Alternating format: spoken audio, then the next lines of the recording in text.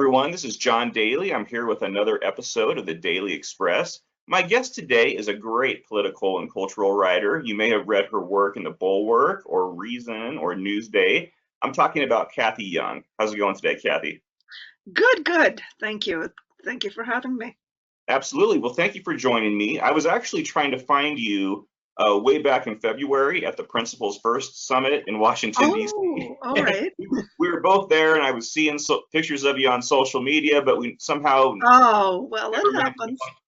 Yeah, We'll meet up at the next one, right? that's right. I already got my tickets for the next one, so I'm excited about that. But it's great to finally talk to you now. Yeah. Um, I wanted to get your take on some of the big stories in the national news right now. Uh-huh. Last Sunday, as everybody knows, there was a second assassination attempt on Donald Trump. The Mhm. details of at least what happened that day are pretty well known at this point. The gunman Right. was thankfully spotted ahead of time, and his apparent plan was foiled. But as I brought up, I was talking to Tom Nichols about this topic earlier this week. Uh-huh. Um, we talked about, still these you don't want armed individuals, especially those with hostile intent, getting so close to a No, former definitely not. president.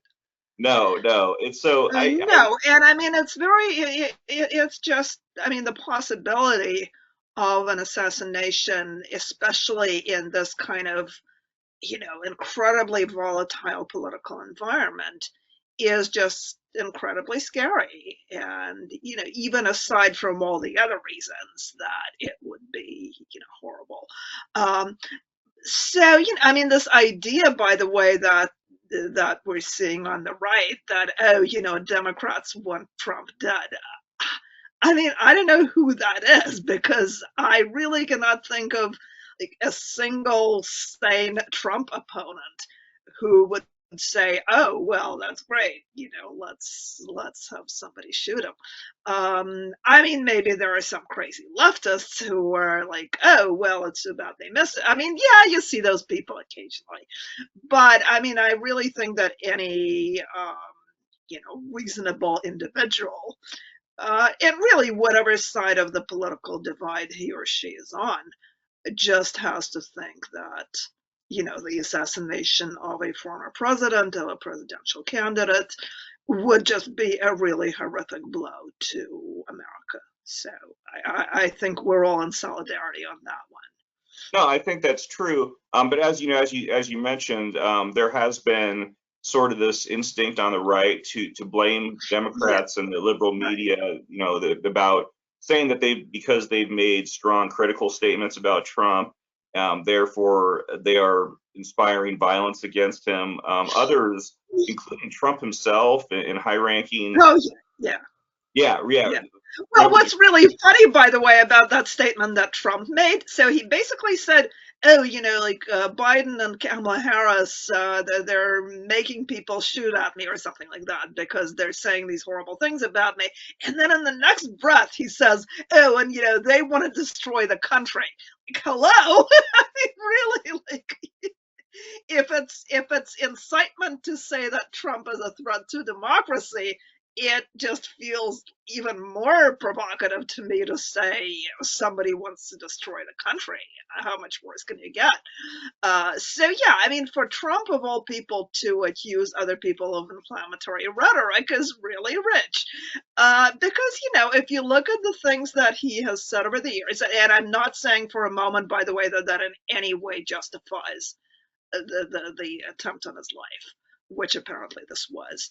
Um, he has said he has called his opponents communists, Marxists who want to have a dictatorship, who are going to destroy freedom. We're not going to have a country anymore. He has, by the way, I don't know if you remember this. I think it was last year after the search at Mar-a-Lago for the, in the documents case, he actually amplified this bizarre conspiracy theory that, because the FBI agents who did that search were authorized to use weapons, which is normal for any search. Like, if necessary, they're authorized to use weapons. And it got blown up into a conspiracy theory, which Trump amplified, that Biden actually sent FBI agents to Mar-a-Lago with the intent of assassinating Trump, who wasn't there at the time, by the way. So it's just completely insane. I think Marjorie Taylor Greene was the first one to circulate that. So yeah, I mean, he's just made these completely bizarre and irresponsible claims. And now, he and JD Vance are like suddenly being very dainty and, falling on the fainting couch because somebody said Trump is a threat to democracy. And yeah, I mean, I think you can make a pretty good argument that somebody who refused to concede an election, who, for months falsely claimed that the election was stolen, who still continues to claim that, who, had some role in unleashing a violent riot on Capitol Hill, and who now, by the way, continues to claim that the only way he can lose an election is if there's election fraud. So he's really, even before there's a vote, he's already undermining it and undermining the transition process. So yeah, I mean, I think it's not unreasonable to say that this person is a threat to democracy. I mean, it's not just Democrats, because people on the right keep saying, oh, the leftists. I mean, is Dick Cheney a leftist? I mean, I don't think that anybody would ever confuse Dick Cheney with a leftist. And I mean, he has actually said something like, in the 250 years of the history of America, there has never been a bigger threat to the republic than Donald Trump. I mean, you can argue with that statement. I mean, I'm sure, some people will disagree with that. Some people will say, well, Dick Cheney was a bigger threat to democracy than Donald Trump, which I think is silly, but, some people may well have that opinion. But I think it would be ridiculous to say that, oh, Dick Cheney is trying to get Donald Trump killed by making these statements. I mean, and I will say, by the way, that Democrats have sometimes also used this kind of manipulative rhetoric where they've said, oh, you're using language that provokes violence. The best example of this that I can think of was that when, I think it was 2012, when Gabby Giffords was shot, and somebody dug up this map that Sarah Palin had posted. Do you remember that controversy? Yeah, where she had put bullseyes on the districts of Democrats who were up for re-election and whom she was basically saying the Republicans should target in the campaign. And it was really just totally normal, this kind of imagery frequently gets used. There's nothing violent about it. And there were people who were trying to say, oh, Sarah Palin is somehow responsible for this because she drew a bullseye on Gabby Giffords' district. That was nonsense, and that was ridiculous. And there were quite a few people who were kind of, spreading that notion. But, we now have the president, the former president and his running mate, who are essentially trying to police vigorous rhetoric. And it's funny because, they're the ones who are constantly saying that we need more free speech, to hell with all this political correctness. And, we really don't want to have this, walking on eggshells because you're afraid of offending someone. And here they're saying that, you cannot use a very valid, very reasonable argument, even if some people may think it's hyperbolic. But I mean, there's a lot of hyperbole in politics. That's, people, and certainly no one has used it more than Donald Trump. I mean, no one has used more confrontational, hyperbolic, and sort of divisive language. Well, maybe not nobody, because certainly JD Vance has been giving Trump a run for his money in that department. So yeah, I mean, for those guys to claim to be, victims of nasty language is just ridiculous. And and Vance also dug up this one one interview where he said, oh, here's, Democrats saying Donald Trump should be eliminated. Yeah, it was one congressman from New York, Dan Goldman, who, apologized because he did use kind of careless language. He was talking about how, I think at the time it was still the issue of whether Trump should be on the ballot. And he was saying that, that this man is a danger and he should never be allowed to wield political power again. And then he said he should be eliminated.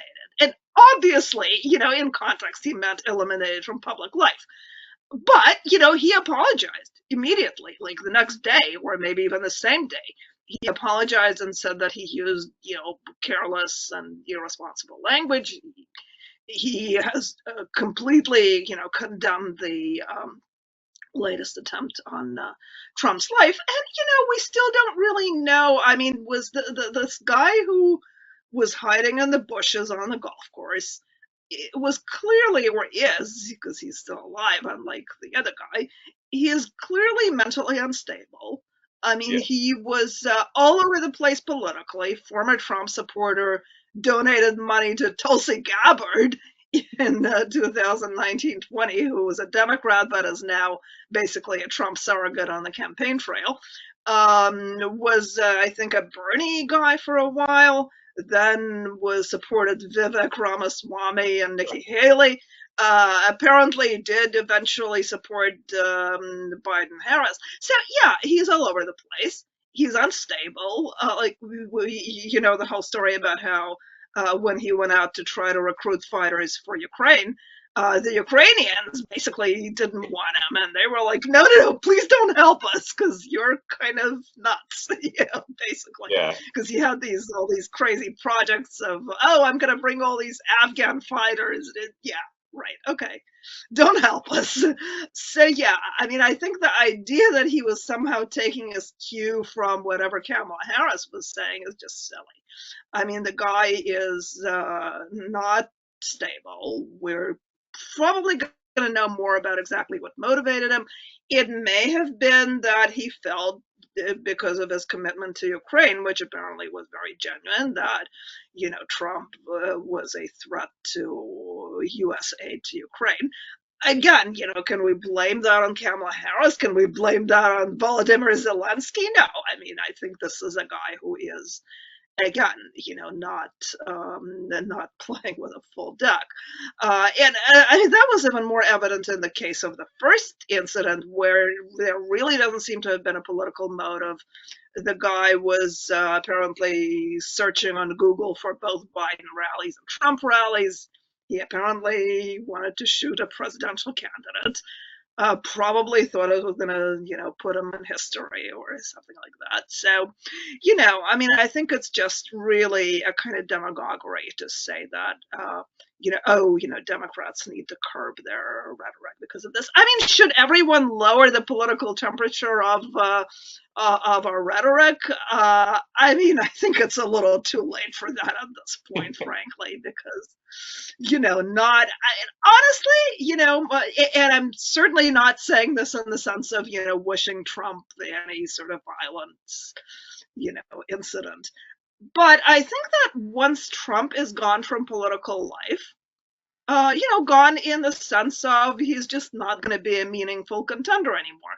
I mean, should he go to prison? Probably, but I mean, I'm really just as happy if he just, retires to Mar-a-Lago and plays golf all day, So I'm fine with that. No, I get what you're But I saying. think that he's not a meaningful presence in politics anymore. I do think that the political temperature is going to go down because, again, he's just such an incredibly inflammatory presence.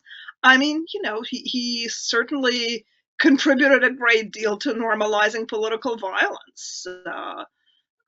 So, Yeah. I mean, he's encouraged people at his rallies to beat up protesters, and that's just one example. So, No, I mean, and you anyway. look at January 6th, it just, he still Oh, has yeah. the careless rhetoric No, that the 2 months of yeah, lies. absolutely. And he's still celebrating the January 6th Patriots. Yeah. So, it's, I mean, talk about promoting violence. So, yeah, it's Yeah. just all No, very surreal. I hear you. I hear you. Well, one topic I wanted to talk to you about as well, Kathy, is Ukraine. You've been an outspoken Right, supporter of Ukraine in their defensive fight against their right. Russian invaders. You have, I think, a unique perspective on this topic, being that you were born in Russia, you grew up there. Right, and I lived there until I was 17.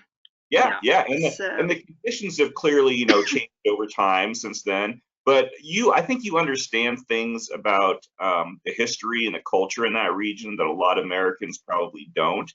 And so I wanted to ask you about, some things about the Russia-Ukraine war. I think the polls still show that most Americans support helping Ukraine as we've been doing. But I hear from yeah, a, I think there's go ahead. I think there is still a lot of support. And I think, for one thing, I remember that when the war began, a friend of mine who doesn't have any Russian or Ukrainian roots, but is just very passionate on this issue, and who has actually said to me that, well, she certainly doesn't like Trump. She doesn't like Kamala Harris. She has a lot of issues with the Democratic Party, but she basically said, and she's in a swing state, she said, yeah, I'm going to vote for Kamala Harris, most likely just because Ukraine is so important to me. And, while Biden and Harris have not maybe been great on Ukraine, at least they are sort of ostensibly committed to helping. So she said to me in the first days of the war, she said, Americans are really going to be on the side of Ukraine because it's sort of an American tradition to root for the underdog. And I thought that was a very astute observation. And I do think that generally speaking, we do have that tradition. And I think we do have, and, there's been a lot said about how, oh, we shouldn't be exporting democracy. Yeah, I mean, I totally agree, and I was sort of ambivalent about the war in Iraq, but I remember that I definitely was very skeptical of this argument that, oh, we're going to build this secular democracy in Iraq. And I was like, what makes you think that? I mean, is there anything in the history of this place that makes you think that we can come in there and, help grow a secular democracy?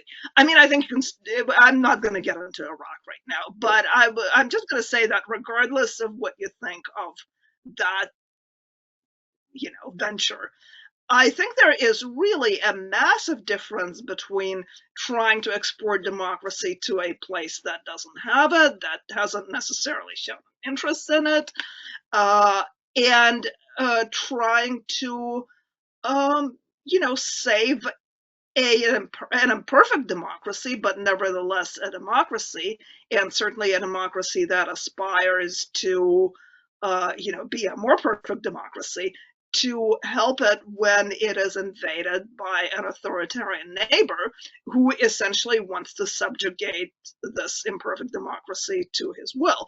Uh, because, it's really pretty clear. I mean, I don't think that anyone who is, who is an objective, unbiased observer, can take seriously Putin's claims about, oh, we're threatened by NATO. I mean, you can. There are so many ways. There was actually an interesting post that was made by Dmitry Medvedev. The guy who was sort of Putin's placeholder president at one point, who, by the way, is a really kind of interesting. Um, there's a really interesting story there because he used to be the sort of person who was perceived as liberal, and now he's emerged as this sort of rabid ultra war hawk who's making these threatening posts about we're fighting the forces of hell and we're going to defeat them, and etc., etc. So anyway, at one point he made a post that I thought was just fascinating, when I think somebody made the point that, well, Russia was supposedly fighting this war to prevent NATO from encroaching on its borders, but now we've got Finland and Sweden joining NATO, and Russia is actually more surrounded by NATO countries than it was before. And Medvedev actually said, oh, well, it was really never about NATO and our borders. It was really more that Ukraine is an hour civilizational orbit, and therefore we cannot allow it to join NATO. It was like, thank you very much.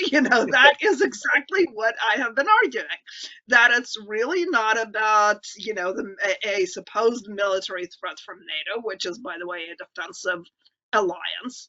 I mean, while NATO countries have an obligation to come to the defense of any NATO country that gets attacked, that doesn't apply if the country was the aggressor. So you can't, as a NATO country, like, attack another country and then say, oh, come and help me, NATO, I'm under attack. Well, no, not if you attacked first. So yeah, so it's pretty clear that this is a nonsense argument. And yeah, I mean, I think the real rationale for the war is that I think Putin does want to rebuild in some form the Russian Empire, the Russian/Soviet Empire, which he wants to be seen as having a sort of historical continuity. And I think he, and maybe because he has some ideologues around him who are also kind of pushing those ideas.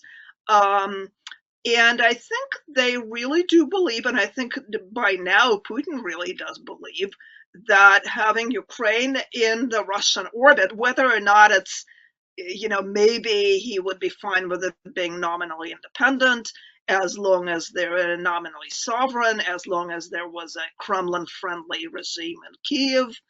I think he could live with that, but I mean, de facto, it would sort of be a Russian protectorate.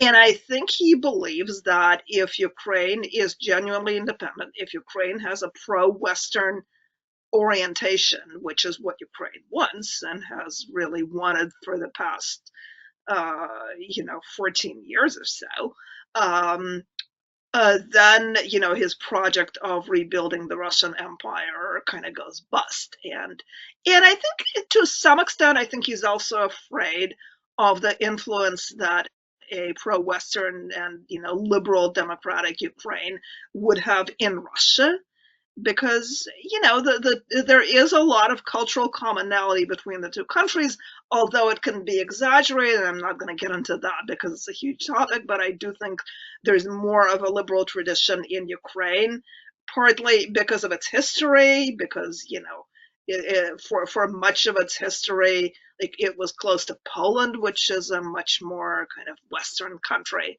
So I mean, Ukraine was sort of like between Russia and Poland, so to speak. So it really exists almost kind of at an intersection, at the intersection of those two cultures.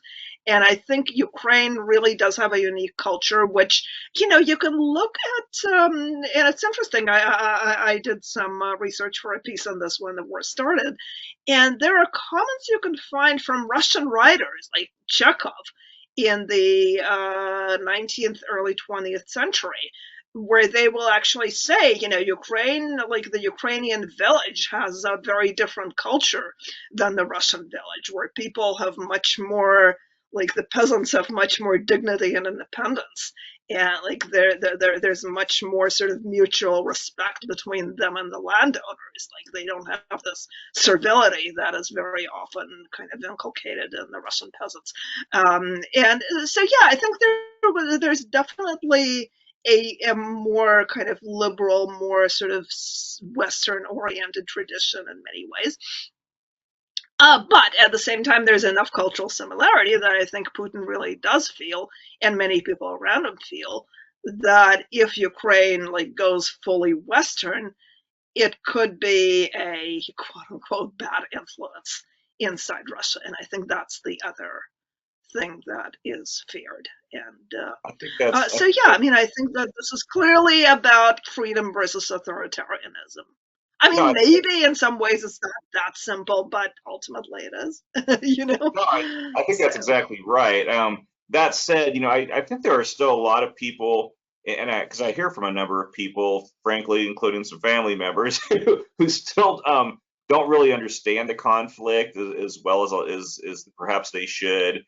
They don't understand why we're, spending money on it. The potential, they don't get what the potential ramifications for the United States and the rest of the free world could be if Ukraine loses. Can you explain, just for people who don't follow this as closely as others, why? I mean, Ukraine's survival obviously matters, but people may not realize why it also matters outside of Ukraine. Right. Well, I mean, for one thing, I think that Ukraine's survival matters in the sense of, Ukraine did make the choice to join the free world. It's not officially part of NATO or the EU, but it did after the revolution that they had in 2014. Essentially get on the track of joining the EU, and we're very clear that they're making the kind of liberal democratic choice. Very pro-American, by the way, and the sort of the because initially the Orange Revolution that happened in Ukraine in 2005, when they also had a vote for a pro-Western president, very, very pro-American. John McCain, by the way, was very closely involved with championing that. Yeah. Anyway, so this is a pro-democracy, pro-American country. And I think that it would be a very demoralizing message, for one, to see that country defeated by an autocracy. I mean, a victory for an autocracy over a democracy really sends a bad signal to other countries. Plus, Russia is conducting a lot of subversive activities. I mean, Russia, for at least the past, I would say, 15, 16 years, really has been on a course, on a project of subverting democracies. And I think that's, again, because I think the Kremlin regime feels threatened by democracy. I mean, they know that, that they would not have the wealth and privileges that they currently have in a democratic system. They could be voted out, or Putin could be voted out, and all of his advisors would find themselves, out in the cold, so to speak. So I think it's very much out of self-interest. There has been just an ample evidence of subversive Russian activities in Eastern Europe and Western Europe, of sometimes helping engineer coups or attempted coups, as in Montenegro, for instance, a few years ago, of funding radical parties, the radical anti-liberal parties of both the left and the right. I mean, this is, by the way, the big difference between Putin's Russia and the Soviet Union, because the Soviet Union, I mean, I think to some extent by the late Soviet period, the leadership could be pretty cynical. But even so, I think on some level they did have an ideology, and they did sort of at least ostensibly believe in communism. So I think for them it would have been really unthinkable, for instance, to support a fascist party in order to, create problems for the United States. I mean, no matter how much they wanted to create problems for the United States, I just really don't see, like, the Brezhnev era Soviet Union, for instance, aiding a far right fascist party.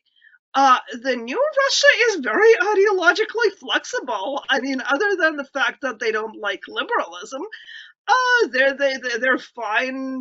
They will make alliances with everyone, from radical Islamists to neo-Nazis to communists. I mean, sometimes, at one point in Greece, I think there's some evidence surfaced that they were giving money to both the communists and the neo-Nazis. I mean, talk about pluralism, right? I mean, this is pluralism Putin style. Hey, we fund both the Nazis and the communists. So yeah, it's a very subversive regime. I mean, it's at the center of this kind of global network of, I wrote a piece about this once. It was, I think, in 2015. I wrote a piece for Reason called, I think, The Authoritarian International. And that's really what it is. I mean, it's like this, or to quote the title of Anne Applebaum's book, Autocracy Inc. You know, it's this uh, power, which, for all of its um, economic, military, demographic problems, etc., it's it's still a very large country. It's a large economy. They do have, because of oil and gas, they have huge amounts of money, and they have money to fund all these plots, all these illiberal movements, all these radical parties of the left and right. Uh, so there's sorry, I recently had COVID, by the way, which is why Oh I still shoot, have a I'm slight sorry. cough. So don't mind my occasional coughing. Yeah, I thought I was over it, but apparently not entirely. So yeah, so is it possible? Because I know that Kamala Harris said in the last debate that if Russia wins in Ukraine, next we're going to see them try to use military force against Poland. Um, is that something that's likely? I mean, probably not. And God forbid if Ukraine were to fall, I think that, or at least maybe even not to fall, but let's say that Russia would succeed in, you know, bringing down the Zelensky government and Right. replacing it with a kind of Moscow-friendly regime, which I think is probably their immediate goal. So let's say that happened. I think Russia would be, for at least the next few years, I think would be far too exhausted to try any more military adventures. But I do believe that at least some people in the Kremlin and some, Kremlin adjacent people do harbor a fantasy of building a really strong army by recruiting a lot of Ukrainians into it. And I think the argument, I mean, I've actually seen this argument from Russian propagandists who will say, well, look, we were fighting the Chechens in the early 2000s, and now they're part of our army. I don't know if that's necessarily a good argument, because there's actually a lot of evidence that the Chechens are really not that reliable a part of the Russian army. I mean, they're really not that keen on fighting the Ukrainians. I think they know it's not their war. And, I think that may be one of the reasons, because it's not that they're not tough, it's just that I think they're really not into this war. They will commit war crimes, but I think, I think that they probably have done more killing of civilians in this war, unfortunately, than actual, um, things on the battlefield. So, I don't know if the Chechens are a reliable part of the Russian army. I think for the Russians to count on having Ukrainians uh, in their army, like theoretically after Ukraine is subjugated, is kind of crazy, because you're going to give guns to all these Ukrainians who, by the way, hate you because you probably killed their mom, their dog, Yeah. their brother, their raped their sister. I mean, I don't want to be jokey about it, because they're really just horrible war crimes that have been committed. But I mean, I've heard people say that on both sides, that at this point Ukrainians are probably going to hate the Russians for generations, no matter what the outcome of the war. And I think that's true, unfortunately. So for the Russians to count on Ukrainians to join in their military conquests is insane. But I do think they're counting on that. I think they may try it. I think that, they may be able to recruit a certain portion of the Ukrainian population. Like, you're always going to have people who will say, okay, I'm going to go and do this for money, because the money is good. And especially if, like, post-war Ukraine, let's say again, this is a Yeah. sort of dystopian scenario where Ukraine gets subjugated by Russia. Let's say that, the economy is terrible, there are no jobs. And yeah, unfortunately, you're probably going to have a certain percentage of young men who will say, all right, I've got nothing better to, do with my life, and I don't have any opportunities. And, screw it, I'm going to go and like be a soldier in the Russian army. I mean, I'm not going to say that like all Ukrainians are principled and, and patriotic. I think an amazing portion of the population is. But yeah, I mean, I think that the Russians may be able to, boost their army in this way. So, I mean, again, is it possible that they would marshal their, conquest of Ukraine, if God forbid that should happen, into an attempt to conquer Poland? Yeah, I think it's possible. Maybe not very soon, but and again, I think that it would be, a victorious Russia would be, both morally, militarily, and in terms of just networks of influence and subversion, would be an incredibly pernicious influence on all of Europe. So I think in that sense, I think it really is kind of nearsighted not to get that, the victory of Ukraine is also in our interest. Right. Some big global ramifications for sure. On Absolutely. on a more much more domestic issue, I wanted to talk to you, Kathy, about Springfield, Ohio. Yeah, Right, not right. much different story, but JD Vance has essentially admitted that the story that he and Donald Trump helped spread and amplify about Haitian migrants eating people's cats and dogs. That story was not on the up and up. It was basically a social media hearsay type situation. Yeah, and I mean, this story just keeps getting better and better because, like, you've probably heard the latest twist about the woman whose cat actually disappeared and then turned up in the basement. Did you hear Yeah, that? yeah, Yeah, go where ahead. apparently like JD Vance was trying to like pitch this to journalists as like, look, I didn't make it up. There actually was a woman who's my constituent who reported that her cat was missing and she thought that maybe it was eaten by her Haitian neighbors. And then like the latest detail, which is like, seriously, like if you were writing a comedy show, you couldn't come up with anything better because now it turns out that the woman found her cat, it was in her basement all along. So Yeah, and and again, it's in some ways it's a kind of hilarious story because it's so ridiculous, but it's also not because, if you think about it, I mean, it's not as horrible as, the war in Ukraine, right, obviously.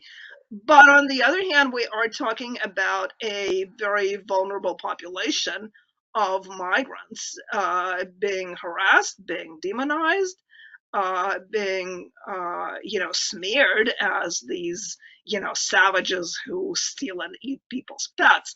And and I think Vance's excuse for this that, oh, well, he's trying to draw attention to the problems that the influx of migrants has created in Springfield. Well, first of all, you can do that without making up these outlandish stories about people eating cats. right, But also, I think that the narrative that he has been telling, like, if you look at what the local Republican officials are saying, like Mike DeWine, who's the governor, the mayor of Springfield, Bob Rue, who is also a Republican. I mean, they're saying, look, these migrants are actually great for Ohio and for Springfield. They're hardworking. They're they take these jobs in areas where there aren't enough people to fill jobs, and where we're trying to bring the industry back because Springfield was dying. Like Springfield had lost like one third of its population, I think, since 1960. And a lot of people are saying that the migrants have really just basically revitalized it in many ways. But, are there problems? Yeah, because I do think, there's evidence that in the past maybe 3 or 4 years, the migrants have been coming in at a pretty intensive pace. The social services aren't keeping up with it. I mean, this really striking figure that I saw, and actually, the interesting thing, by the way, the New York Times actually did a story about this like 4 days before the cat thing started. So, it's not like nobody was paying attention to this. One really striking figure was that I think the number of Haitians who were being served at the community health clinic, which is free and federally funded, had gone up in 4 years, had gone from something like 1,500 to like uh, uh, 50,000 or something like that. Well, maybe not 50,000 because there aren't. No, it can't be that much, but it was definitely a huge increase.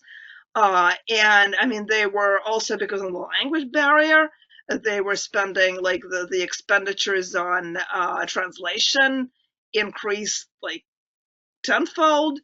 And there's just, there are problems.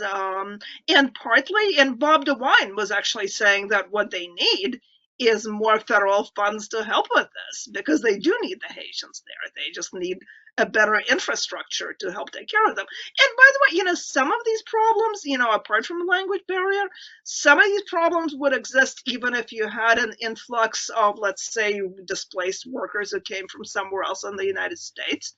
Because one thing that happened in Springfield, they wanted to build up the businesses to attract more jobs, and they were actually trying to get people to come in.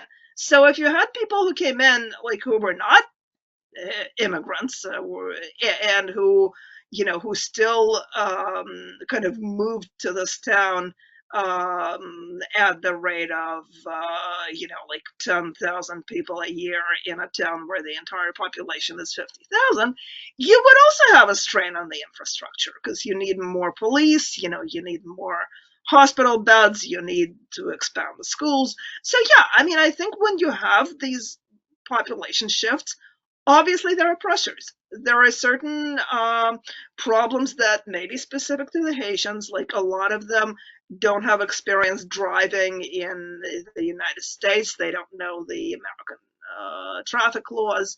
Apparently, the thing that kind of precipitated this sort of crisis, because I think there had been a lot of tensions that had been quietly building up and that kind of boiled over, was, as you probably know, when there was a horrible accident where a Haitian migrant who didn't have a proper, who I think had a Mexican driver's license that didn't allow him to drive in Ohio, swerved into the path of a school bus, and the school bus swerved to avoid hitting him, and then it flipped, and a little boy was killed, an 11-year-old boy. So it's really a horrible story, and I think 23 more children were injured.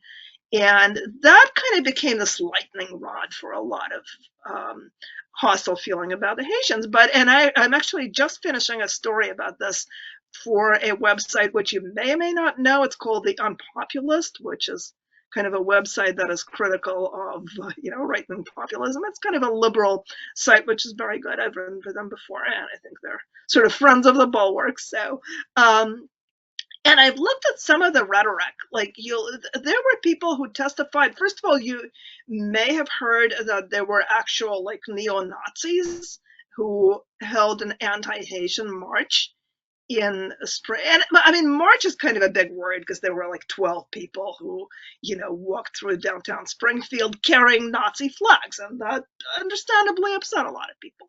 And one of them also tried to testify at a city, like a supervisory commission meeting, and got tossed out because he used some threatening language. But some of the people who testified, like and I actually listened to some of that testimony, and I think, by the way, this is also where they were circulating some of these rumors about eating pets, which, later gave rise to the story. And it was pretty clear that, like, a lot of people were really just repeating, not things that they had personally seen, but the rumors that they were hearing, like, oh, these Haitians, they're just, snatching ducks and geese in the park and ripping their heads off and, cooking them on the barbecue. And I think the guy who said that, by the way, actually admitted like that they tracked him down, and he said, yeah, I actually never saw any of this, I was just repeating a rumor, and like the thing that I was really upset about was that a lot of Haitians are really horrible drivers, and like I had personally seen them almost cause an accident, which I believe.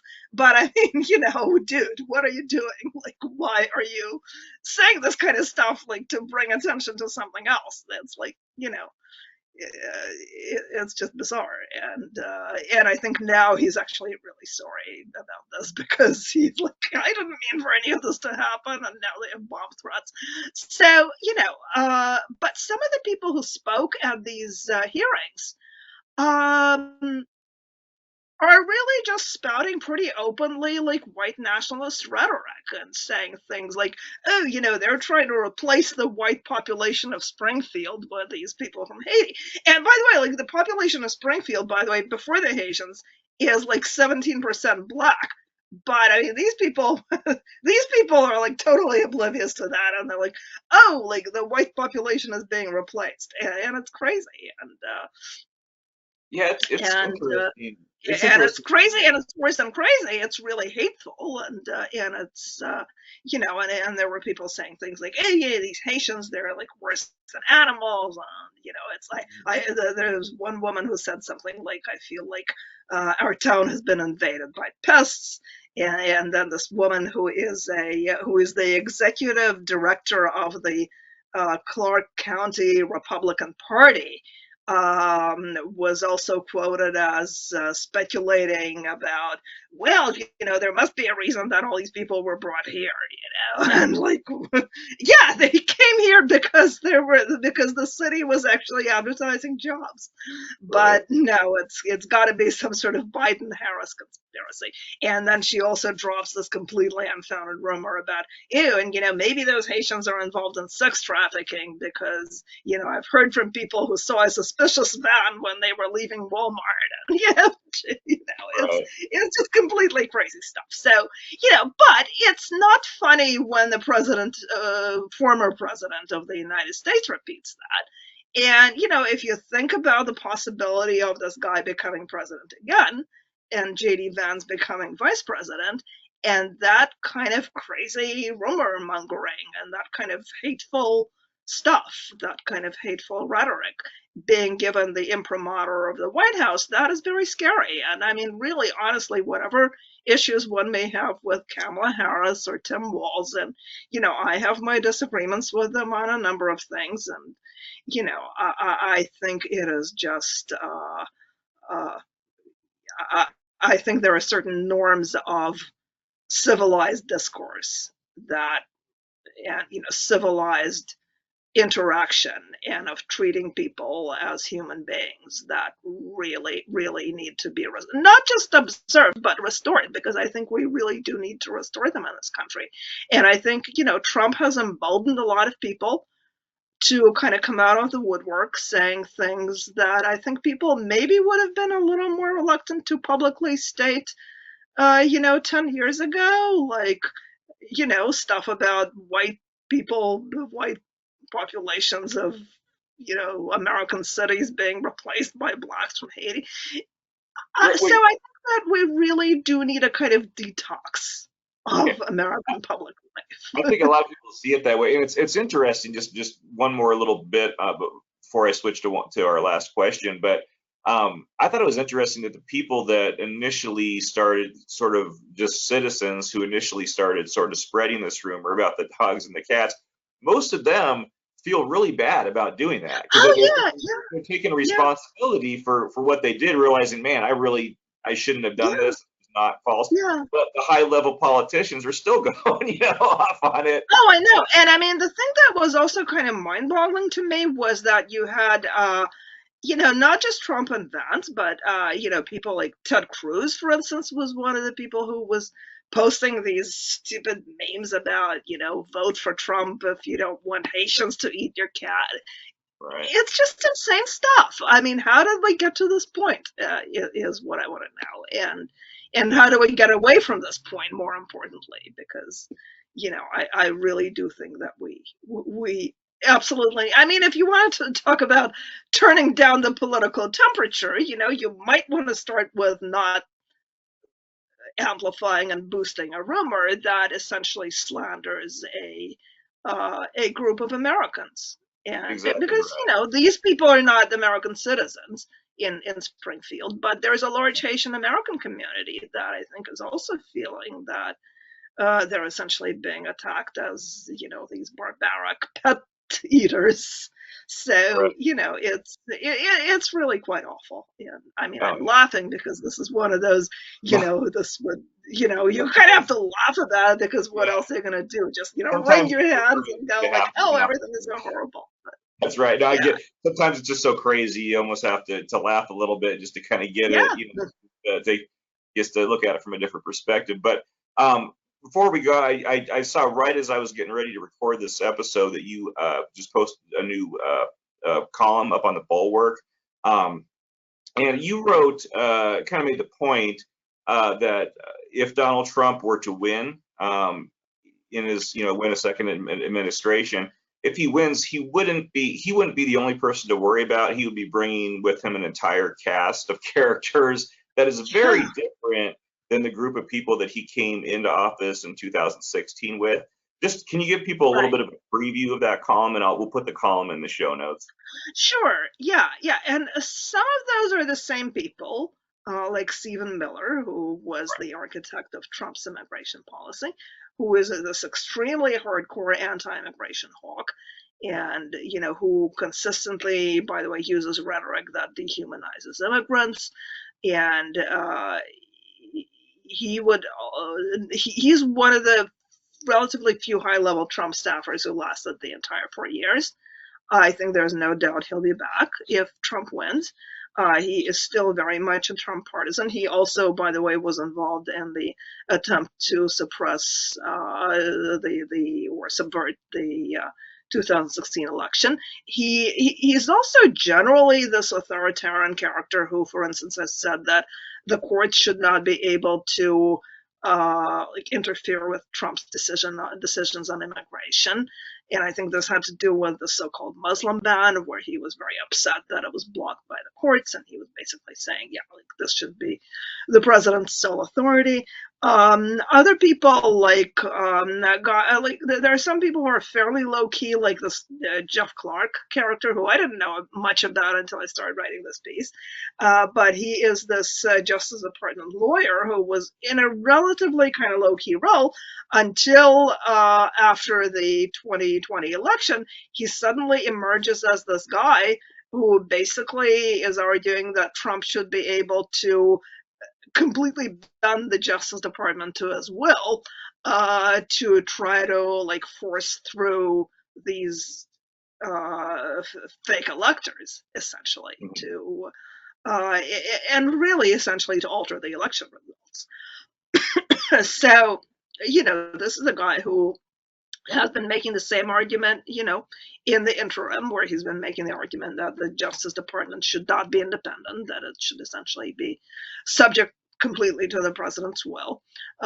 Ditto for the FBI and other investigative agencies. So, this is a guy who's very, very likely, like almost certainly coming in. Other people, Kash Patel, who notoriously made a statement on the podcast of Steve Bannon, the infamous Steve Bannon, who was sort of Trump's chief strategist in 2016.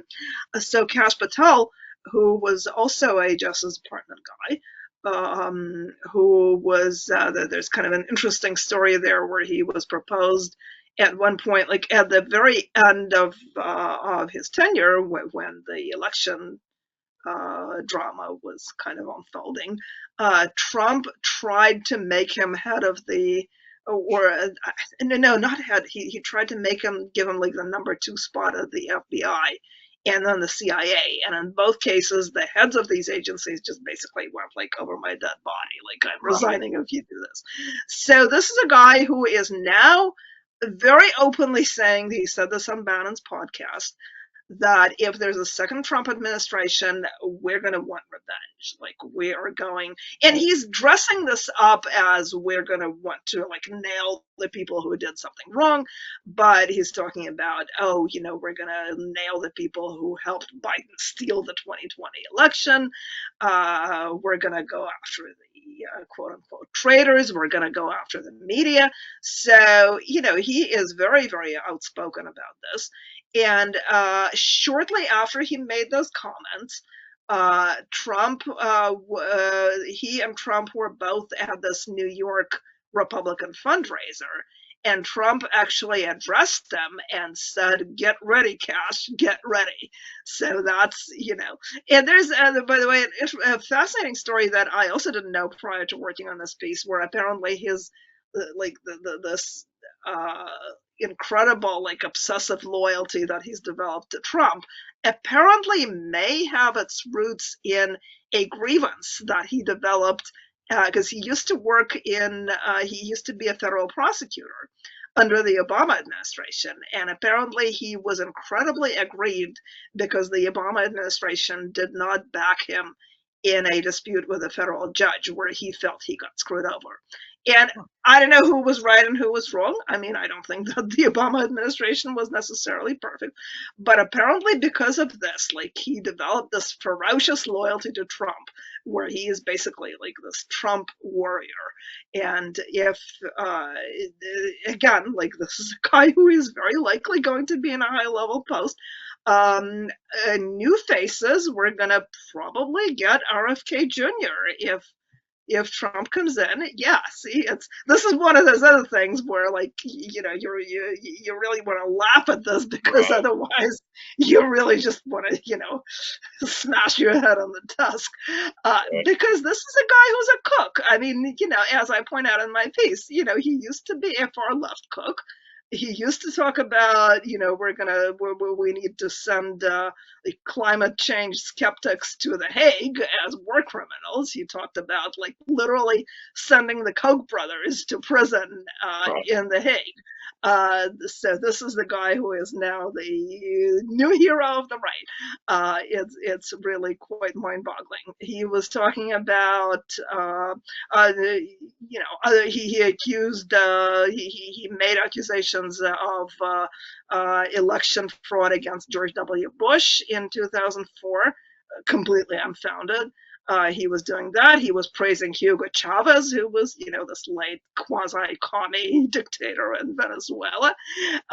So now he's sort of right-friendly, like he is supposedly this big champion of free speech, which, he still hasn't retracted, by the way, his claims about sending climate skeptics to jail. But, he does want you to be able to, spout anti-vax stuff on Facebook without getting banned. Like, that's the really important free speech issue. And he is an absolute cook on these health issues. And Trump has an affinity for that, but Trump wanted to put him in charge of some sort of vaccine investigative panel in 2017. I mean, it's like putting Alex Jones in charge of, an investigative commission on school shootings or something. Exactly. And now he's saying that he may, he's campaigning for Trump since he ended his own run for president. He has, both of them have said that they've talked about RFK Jr. having a role in the administration. Yeah. And he really wants a sort of health czar role.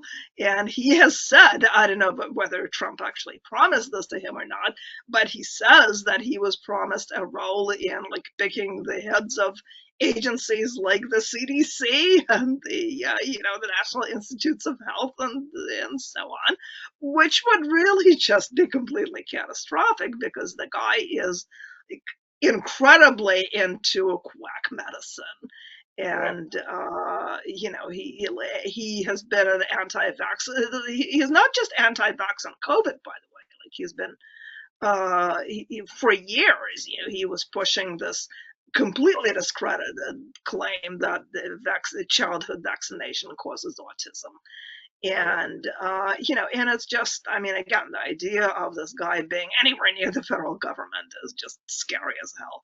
Yeah, Um, no, but anyway, as I said in my piece, who knows what other, because especially if, as a lot of people believe, a new Trump administration would really be like Trump with no guardrails, because a lot of the more kind of mainstream people like John Bolton or John Kelly, Mark Milley, they're not going to be there because obviously, for obvious reasons. right. And, he's going to be emboldened. I mean, who's to say he's not going to bring Laura Loomer into the White House? You Nothing would know, surprise me. Nothing would surprise me at this nothing would point. But surprise me either. it's a very interesting column. Like I said, we'll link to it, and people should definitely check it out. It's very Thank much you. worth a read. I don't want to take up any more of your time, Cathy, but it was a pleasure talking to you. You have a lot of insight. I've Absolutely. enjoyed We should do this following again sometime. This was a you. Oh, fun absolutely. conversation. Excellent, All excellent. right. I'd love to. So I just want to thank you, and like I said, Thank everybody can you. read her work over at the Bulwark and some other places too. And Cathy, thanks a lot. Thank you. Take care. You too.